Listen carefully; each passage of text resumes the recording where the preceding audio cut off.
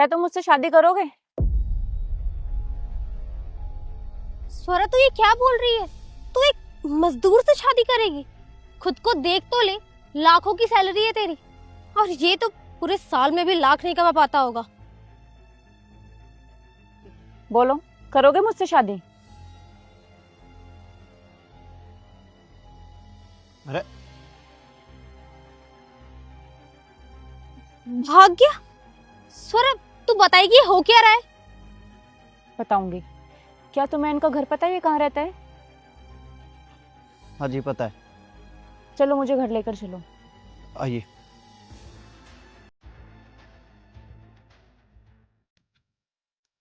यही वाला घर है मैडम जी। थैंक यू भैया।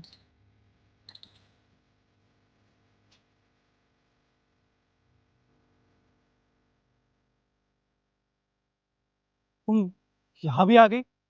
कब तक भागोगे और कहाँ तक भागोगे तुम? तुम यहाँ क्यों आई हो सौरा? तुमसे शादी करने। तुम मुझसे शादी क्यों करोगी? मेरे पास क्या है ऐसा? अपना पेट तो मुश्किल से पाल पाता हूँ मैं। लगता है तुम भूल गए। मैं तो पढ़ाई में जीरो हूँ और तुम तो क्लास में टॉप करती हो। हमारी शादी नहीं हो पाएगी। क्यों? कोई लड़की किसी अनपढ़ से शादी थोड़ी ना करेगी। तुम अनपढ़ थोड़ी ना हो, पढ़ते तो हो। पर मुझसे पढ़ाई अच्छी नहीं लगती है। कोई बात नहीं, तो फिर मैं पढ़ लूंगी और अच्छी से जॉब करूंगी, फिर हम दोनों शादी कर लेंगे। और मैं क्या करूँगा?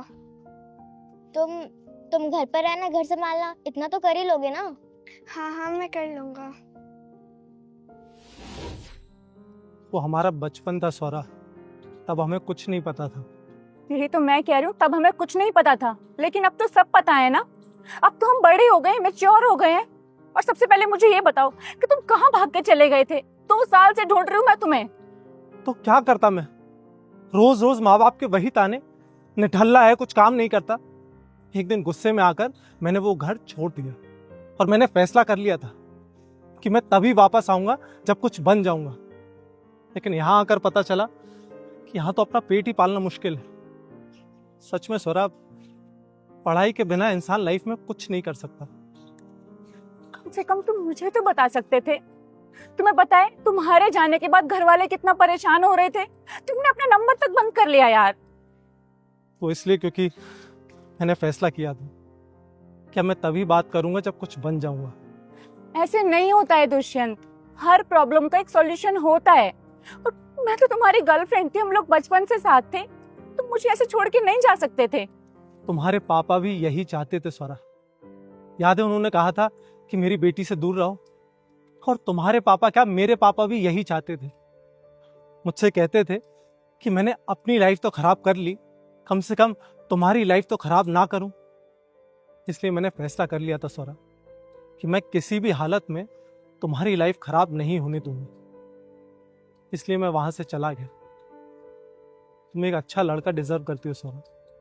तुम मुझे नहीं बताओगे कि मैं क्या डिजर्व करती हूँ और क्या नहीं। अरे मुझे अपनी लाइफ के अंदर सुख और शांति चाहिए, जो मुझे तुम्हारे साथ मिलती है। और तुम नहीं भी कमाओगे तो कोई इतनी बड़ी प्रॉब्लम नहीं है। मैं हूँ, मैं कमा लूंगी। तुम हाउस हस्बैंड रहना, मैं वर्किंग वाइफ रहूंगी, कोई प्रॉब्लम नहीं होगी। स्वरा ये सारी बातें। बस दुष्यंत, अब तुमने और बकवास की ना तो थप्पड़ मारूंगी मुंह पे खींच के। एक तो 2 साल बाद मिले, ऊपर से बकवास किए जा रहे हो।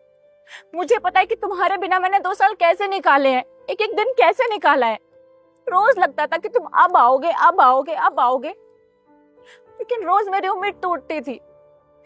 फिर मैं अगले दिन फिर से तुम्हारा वेट करती, तुम्हें ढूंढती। मुझे माफ कर दो स्वरा। शायद मैंने जाने अनजाने में तुम्हें बहुत हर्ट की। माफी से काम नहीं चलेगा, तुम्हें मेरे साथ घर चलना होगा। मैं उस घर में वापस नहीं जा सकता स्वरा। घर वाले मुझे वही ताने मारेंगे। यार कोई कुछ नहीं बोलेगा, मैंने सबसे बात कर ली है, ट्रस्ट में। और सबसे पहले जाते ही हम लोग शादी करेंगे। शादी? सच में स्वरा?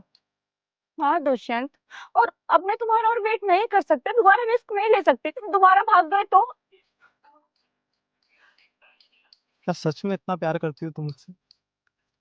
मैं तुमसे बहुत प्यार करती हूँ दुष्यंत। अगर तुम बुढ़ापे तक नहीं मिलते ना, तब तक तुम्हारा इंतजार करती मैं। माफ कर दो मुझे।